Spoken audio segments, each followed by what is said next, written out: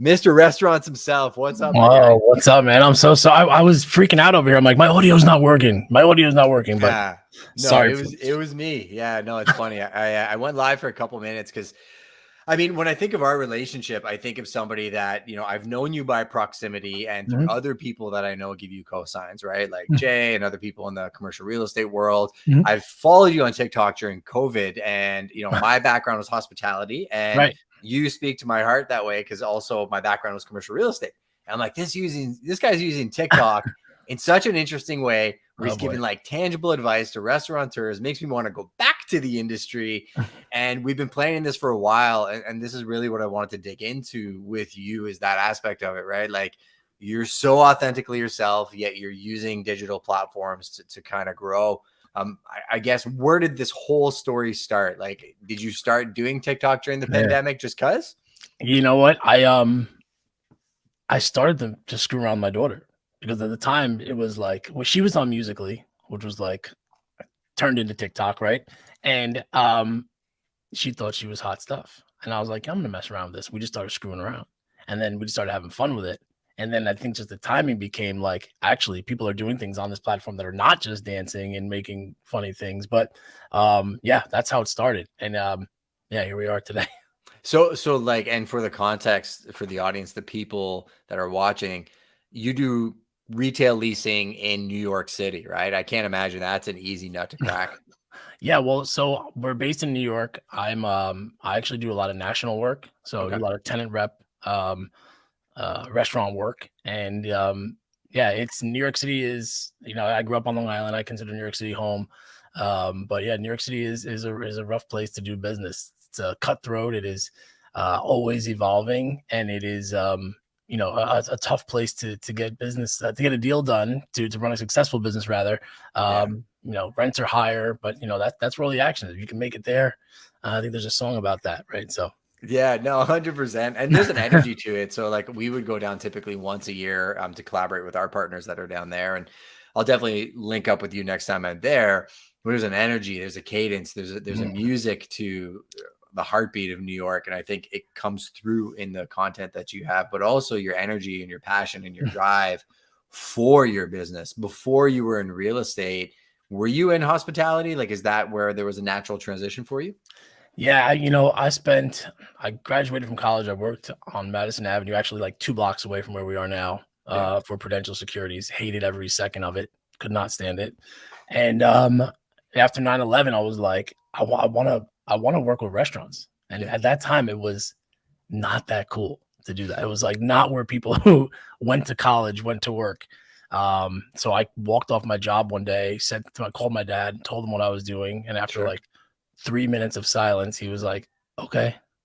But I worked in college, high school, busboy stuff, and I just loved it. I don't know why, and I didn't feel the need to explain to people why.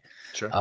But then I worked my way up, cooked all over the country, cooked down the Virgin Islands, but then kind of came back. Was like, I want to do my own thing, and yeah, for 20 years, we ran basically just shy of 20 years, ran my own restaurant concept. Super interesting. And I think we had a conversation about this in our team meeting this week about the riches are in the niches. I know that's a Plato term, but like Mm, in real estate, people are like, I got to do everything. Look, we got to taste things yeah. and then you got to do more of what you like. And when you can identify what you like, it doesn't really feel like work when you find the right deals and the right people and the right energy. I think that's what draws me to you is even though we don't know each other, and haven't met in person yet, the stories that we can share about our time in hospitality, the culture, the people, the beauty of what that industry is like, I can actually see how there'd be a natural transition to, hey, I'm going to niche down to this. Yeah. I'm going to serve these people at an ultra high level with maybe a skill set that they don't have, being so focused on, what are my labor costs? What are my liquor costs? What are my food costs? And the dynamics of what that world looks like. So I guess what are like core competencies did you have to learn in order to bridge that gap and say, hey, I can serve you in a very different way? Yeah, it's that's a great question. But similarly to how you mentioned that we were connected and have that connection, having been in hospitality, it's almost like an alumni association when you can speak the language, right? Yeah. Like, my podcast is called Close Monday for a lot of reasons. One, because it resonates with people in the business. Like, for a while I was like, this sounds negative, but the people in the business, it sounds like music to their ears, right? So, I had to learn that it was really a very relationship driven, very similar to hospitality in a little bit of a different way. Yeah. But for sure, being in the restaurant niche, restaurant folks, people in general, but more so restaurant folks maybe are a little bit more outspoken. They don't want to be sold to, right? Yeah. So they think they know everything. You have to kind of get past that shield and like, hey, look, I was you. I understand. Like maybe now is not a great time, or hey, I understand why you guys open this location. Are you looking somewhere else? I think this might be a good fit for you. And that clicks something like, wow, this guy, he gets the brand. He knows what we're talking about. Well, you don't show up at 12 o'clock and say, hey, let's sit down and have a meeting, right? Yeah, Like yeah. at lunchtime to drop off a resume. How many kids walked into the resumes when you were running your restaurant Yeah. at noon? Yeah. What it was like, it was like in a movie, like how many restaurants do you work with? You're calling here? Yeah, that is a big thing, right? Like, so a lot of like close Monday on the commercial real estate side is typically I hear, hey, I would love to show you guys this space. When are you available? They're like, well, we're closed Monday. So like that's the way. But yeah, it's really a familiarity and looking at it from their standpoint. Like I've been in their shoes. I've been running the pass as a chef and have a broker come up to me to hand me a flyer. Like that doesn't work. We're not going to work well together if you don't understand that this is not a great time to talk about this.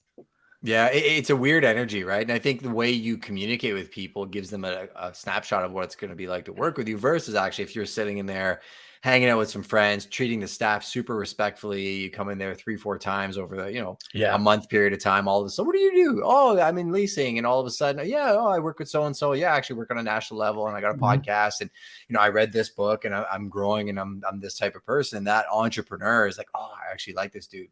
And the biggest, I was going to ask you this question. Like the biggest thing I always find with restaurateurs is they're like, oh, I can negotiate my own lease. Like a lot of times they think, well, I'm in business. Like I can just negotiate my own lease. I don't need you. I think that's a nice way to build a bridge. But how often do you deal with that as an objection? It's funny when you said that immediately, one guy just like jumped out in front of my mind. I remember he wanted to take the bull by the horns and he wound up overpaying key money and not getting some concessions from the landlord. And I mean, it happens, but I think to your point, I think I've heard you mention this in your content, like going to these places and genuinely observing the business as a customer, getting to know the staff, finding out who the owner is, and not pry, but really wanting to understand what their needs are, what their pain points are from a real estate perspective. You have to build that trust up, right? And I think that's a great way to do it. You have to meet them where they are, right? We talk about that like with content and everything, but restaurant owners are the ones that I'm looking for. I'm looking for a lot of upside. So 3 to 5 units, plans to expand. They're in the business. They're hands-on in the business. To get them out of the business, to see a demo or to do a space, let me show that I'm actually worth the time first and show that I like your brand. I'm here having lunch 3 times a week. I've talked to you multiple times. Let's go from there. But yeah, I think it's always building up that trust factor. Certainly content helps, but nothing really beats that. Like, hey, let's talk about this and see if we can work together. Yeah, I love the fluidity of how you explain that, right? Because people work hard for their money, especially in that business. And like in hospitality, if you don't have your hands in the business, you're going to be probably losing 30%. And you can't, with the margins you make in restaurants, you can't afford to do that, right? So they are very, very guarded when it comes to that, but you can earn that trust. One of my commercial agents actually just popped onto the podcast and he said the word hospitality in the New Testament comes from 2 Greek words. The first word means love. The second means strangers. It's a word that means love and strangers, which is actually phenomenal, right? Yeah, super interesting. I'll connect you with Roger actually. So he's a commercial real estate agent, handles leasing for Prime, and he actually holds the highest classification of helicopter pilot license in all of Canada. Oh, he flies the air ambulance. So like he was flying to King Carden this morning, saving lives. So shout out to Roger.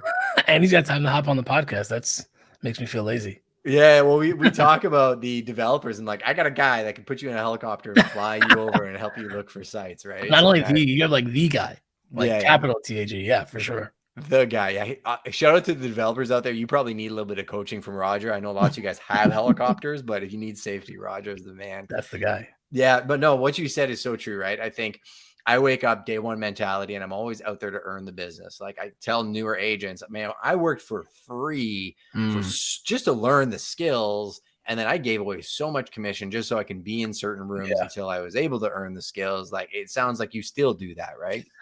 You know what? Not only do I do it, but I love doing it. Yeah, me too. Because you know what? I don't like I want to be able to provide genuine value. And I don't want to be, because it feels good to win the business, right? Yeah. But then you have to service it.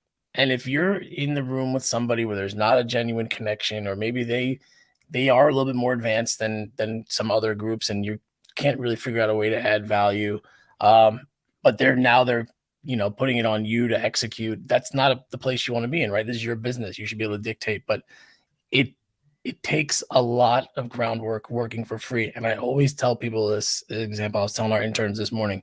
My partner Corey Zelnick, 15 years he worked for free. Yeah. For Panda Express before he got the account. Hmm. So like, yeah, hey, this site, nothing. And then one day, and now he's the New York Metro guy for Panda Express. So it's you have. It sounds like an episode of we're trying to train people here, but Yeah. keeping your pipeline full and also like really developing meaningful relationships, like not just reaching out to say, hey, I think I'd love to work with you because of X, Y, and Z, or I have this space that's a perfect fit for you. Like, hey, love you guys. If I can ever be of any assistance, we work with brands like you all the time. Would be happy to help. I find that gets you in a lot of doors.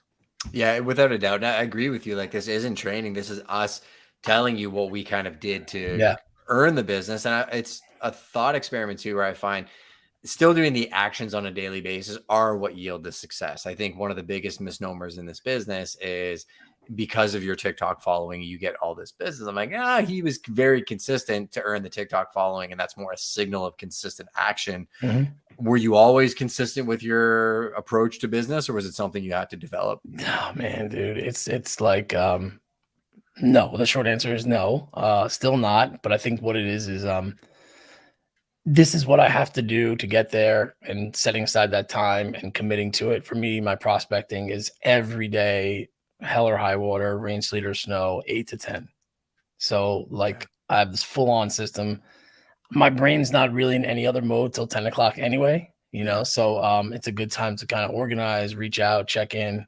But and then you're talking database, right? Like you're in your database, keeping it clean. Yeah. Adding to it. Certainly social media on the other side of content creation is looking for brands on there. Yeah. So like so much going on in the restaurant space with technology and other ways to make money that are not formal dining rooms or even QSRs or drive-throughs. Staying up to date on that stuff, sharing information, becoming a resource other than real estate, I have found is really, really vital and almost necessary in this. I think it's like a post-COVID thing where people want to talk to one trusted like advisor about somebody they can trust to hand off something that's critical to them. Yeah, I was a scattergun early on too, in terms of like the information that I was putting out there. And when I realized that like the only two things I know anything about are real estate and media. Mm-hmm. So that's kind of just what I talk about. And I found that you're absolutely right. Like people want more than being sold on a social media feed. They want information. They want to see a dynamic human, but like without a doubt, when I'm going to share a screen actually so people could come follow you. Give me 1 second here.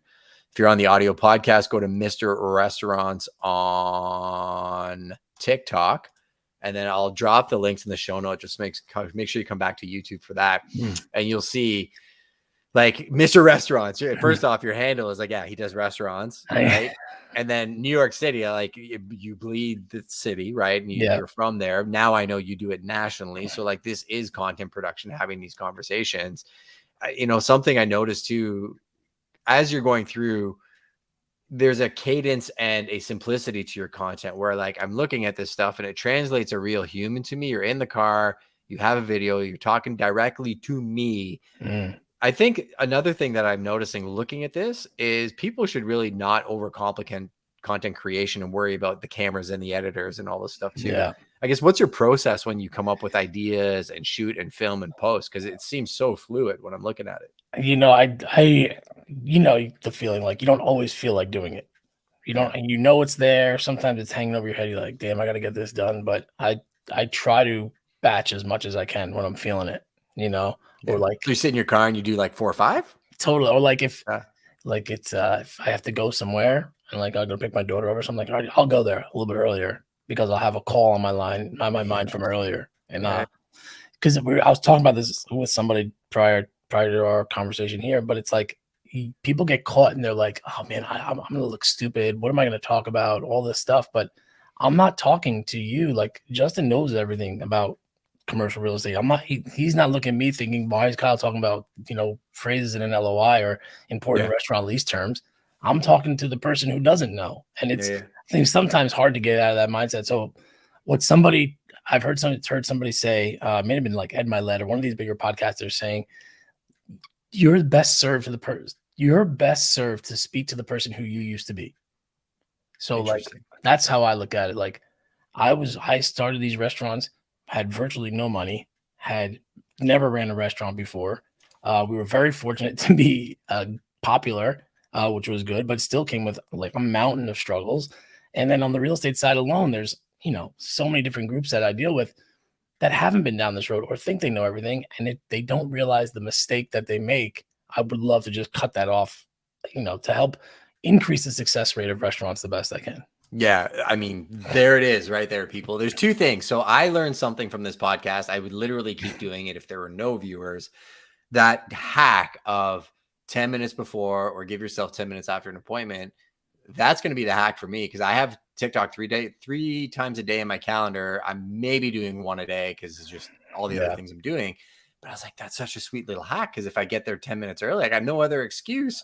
It's just a habit that I'm going to build. So I love that idea. That is a cue from Atomic Habits of like set yourself up for success. Second unlock you gave there was talk to the person that you used to be because that's probably who's watching your content. That is unbelievable. Like, did you have a mentor, I guess, when you were coming up in commercial real estate? I've had a couple. I've been grateful to, the woman who I worked for right when I left the restaurant business, absolute rainmaker at CBRE, taught me a lot strictly on the business side, and definitely like humbled me to the point of like, yeah, it's great that you know restaurants, but you need to know the business too, right? But time management was a big part of that. Where you choosing to spend your money, how much money do you want to make, and where do you put your focus? But I still think what resonates and why and to what your point before is like I have to do 3 today, but how can I do them? Like set up the lights, the camera, and all that stuff. Yeah, I could. Like right after this podcast, it would be a great time to do that, but I can't. So when can I do it? Well, I got to go to the store later. What's going to come to mind? Probably something from this conversation, something from another conversation. So yeah, you just can't overthink it. Just can't overthink it.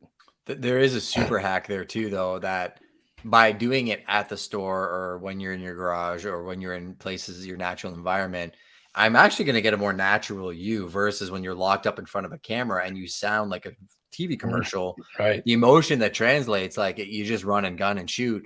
I'm getting the guy that I would be standing next to if I was hanging out with you, which is, I think, one of the reasons technology is supercharging doing business. Because if I'm opening a spot in California or Texas or whatever, I can call you because we have that connection. And then when we're in person, how weird is this? Like when I'm with you, it's going to feel like we've known each other because we follow each other. Right. Yeah. We were talking about that again earlier.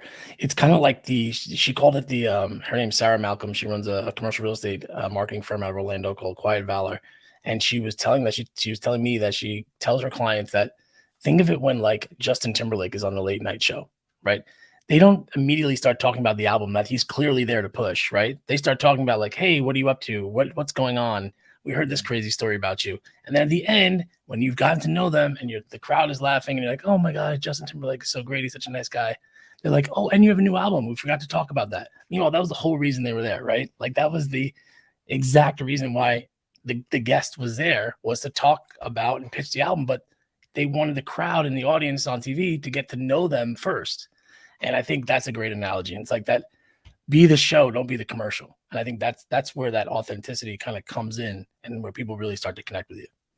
Be the show, don't be the commercial. Write this down, people. So we got a fun little surprise for everybody. We got Roger Horvath in front of a helicopter came on. I send him the link. I'm like, hey, come hang out and ask a question. And he's got time to go live. This is crazy. Unbelievable. Right? What's up, Roger? How are you? I'm great, guys. Can you hear me all right? We sure can. You're perfect. Awesome. Yeah, no, I'm just wanted to step in and say hi. I had one quick question for you. how do you offer, like, what would you say was your best um, um, piece of advice for someone new starting out to offer, um, what's the word I'm looking for? Value to these restaurateurs, or even any business owner, for example. Like, how did you do it when you started out? That's the challenge, right? It's just to get their attention. My initial reach out is always just like, I'm here. Like, hey, what's up? I've been in your shoes. Love your brand. Curious if you guys have any plans to expand. If so, I'm here. And then I just kind of keep it in mind if anything kind of comes up in the news or something in the neighborhood that looks interesting that's not even non-real estate related. For the national guys, my number one hack is to set up a Google alert for them, so I can say, hey, just saw this article about you guys, and I share it with them. They love that little boost to the ego. But I think in general, the value to add to like the mom and pop restaurant owners, if you're trying to do business with them, is to, like Justin says, do go in there, talk to them. And if you have anything to share, like, hey, I heard there's going to be a new development going over here, you guys would be interested, or just kind of sharing market rent information, very basic. I mean, you gotta have to feel them out. They're all different, but definitely getting to know them by going in the location as a guest is key. I'll compound that question with like a case study, right? So I'll give you a snapshot of our market. We have a very tight retail leasing market. There's limited AAA sites. The landlords have their own in-house leasing companies that are canvassing, trying to get the AAAs.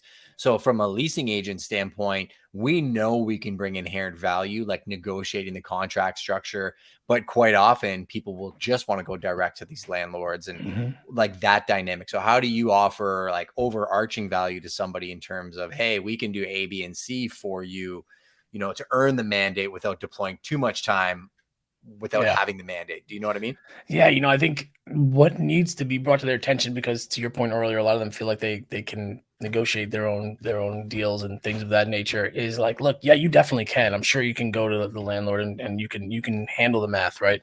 But your purpose right now in this entire process is to grow this business. You are not doing your business any justice by going around with me looking at potential sites, right? So let me do the work for you. You focus on the business.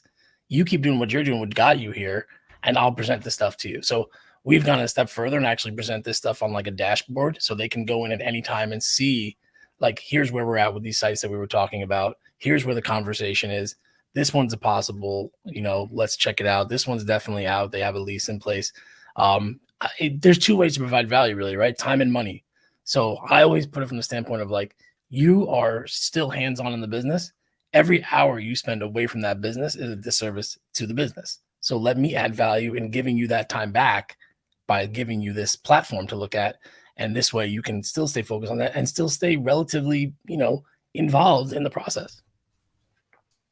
Love that idea. I actually think speaks, great, Roger, to what you and I were talking about, where it isn't the best interest of that client to go and look at 7 different sites and spend half a day driving around looking at a shell of a building when you should be looking at the actual structure of a deal, Roger. So you and I can chop it up on that in a heartbeat. I got a plan to work on that. Go save some lives, Roger. Thanks for coming on the show. Nice to meet you, Roger. Right. Thanks a lot, guys. Take care. Bye-bye. So question back to you, Kyle. So what was the first, I don't know if you can remember it, but or even an example of one of those first engagements that you had with somebody that reached out to you through digital or tech, where you're like, oh, wow, like I'm actually going to get clients from this? Do you have any stories you can share with the audience? Yeah. So one of my favorite stories is, I try to mix in some personal stuff and, sometimes, do a better job than others, but we had gotten a puppy and I was posting a lot about him. I still post about Taco all the time. And I got a message from a guy. I knew his concept. And he was like, hey, I see you have a French bulldog. I have a French bulldog too. He gave me some other line about the dog. And then was like, I own XYZ restaurant. I'm looking to get rid of it. Can you help me? Interesting. I was like, so cool. So I help. Yeah, absolutely. Go to meet him. So he was attracted initially because of the dog, but then it was a barbecue restaurant. And I had been working with a guy who'd been selling like pop-up, like prime cuts of meats from local farmers, and he wanted to open up a barbecue concept, who I met through social media. Interesting. And when he saw the barbecue concept, so it was like, I don't even think we got the marketing materials out. Yeah. So it was like we did a quick little Instagram story, and I think the video that we actually did for the place came out when we already had an LOI in place. So Interesting. yeah, you never know, right? You never know where that stuff's going to come from, but it's so many lurkers, so many people sharing things that may not relate to them, but they know relates to a friend. But I'm surprised by it every single day. Yeah, I love that story. It's early on in my career, and I try and tell this to so many people. Man, even when I had 1,000 followers, I was putting out short form content when Instagram didn't like it, right? But I was getting calls. I'd be walking down the street, and a guy would be like, "Hey, I watch your content, and now let's work together." I'm like, "Yeah, you can like comment on, or you like it." I never Yeah. say that, right? But I think it. Yeah, right. And I was like, the signals of success are there. Meanwhile, I think the comparison's the thief of joy, where people look at people with 50,000, 60,000 followers thinking, oh, look at all the business they have, but they have no signs anywhere because they bought the followers. Like, I think you just have to be authentically you, and you do a great job doing that. I'll definitely get you back on another episode of the Prime People podcast, but can I ask you a couple rapid fire questions before I get you out of here? Oh yeah, man. You mentioned, early you. I always ask guests, I'm like, what's one piece of advice that you would have given yourself with all of your knowledge today, first day in commercial real estate? What would you tell Kyle 1.0? It takes more effort than you think. And I think it's like, if you want to focus on a specific area, stay focused. I was distracted early on from like, oh, this guy wants to talk to me about selling, a warehouse building, or they want to help me, they want me to help them lease office space. I could have gone that route, but I knew that I've had inherent value to add. And I think when you stay true to that, it's harder, right? You're not looking a million different ways. You're looking down a very narrow hallway. But when you stay true to that and you're genuine with your content, it starts to come to you. It just takes longer than what you think. So patience would be, I guess, the way to sum that up. That's a very concise answer, and I love that. What is one thing that for all the content you put out, your followers wouldn't know about you?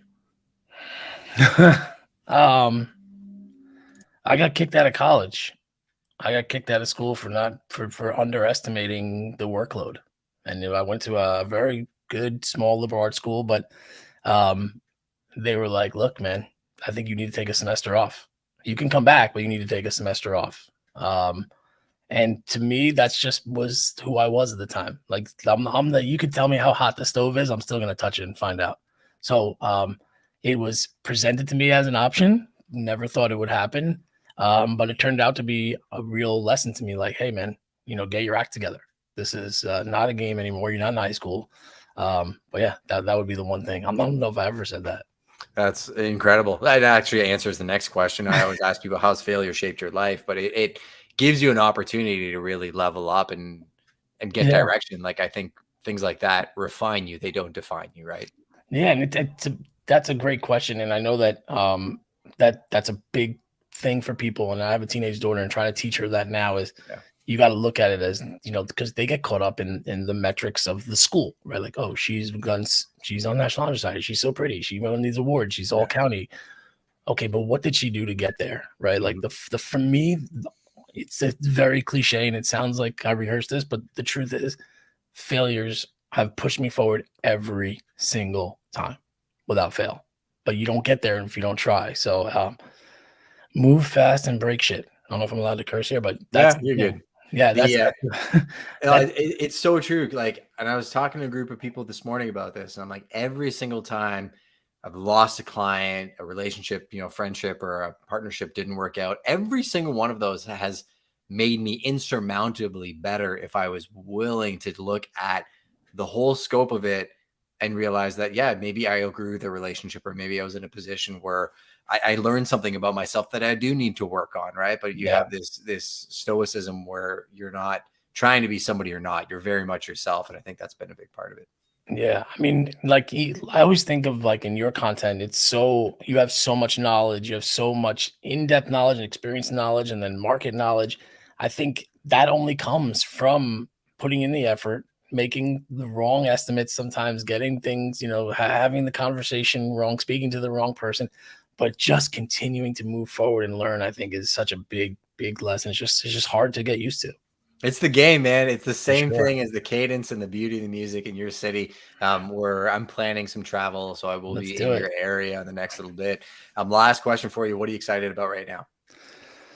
I'm excited about the opportunity that exists in our industry. You know, it's kind of easy to get down from an economic standpoint. From the Canadian fires in New York that were club business, Sorry the about work, that. the I was like, can you guys burn something It else? Would wasn't have been so me, much but cooler. Yeah. The No, but I think really what it is these we've been through some real stuff these last couple of yeah, years, right? And I think we come out of it like warriors, and having learned something, having been through something, I think it's only up from here, and it's just a matter of the way you look at it. And I think there's going to be a ton of opportunity. There is a ton of opportunity, and it's all a matter of perspective. And I think we've all gained some pretty significant perspective these last couple of years. So I'm trying to keep that momentum going for sure. I appreciate that. I think I had a lot to do with who's in your tribe. So if you're watching the show, go follow Kyle, give him some love, send him a message. He's got a great Instagram channel as well, too. You could reach him by DMs there, and I'll definitely have you on another episode in the future, my man. Thanks for I being here. appreciate it, man. Thanks, Jess. All right, see you. Later.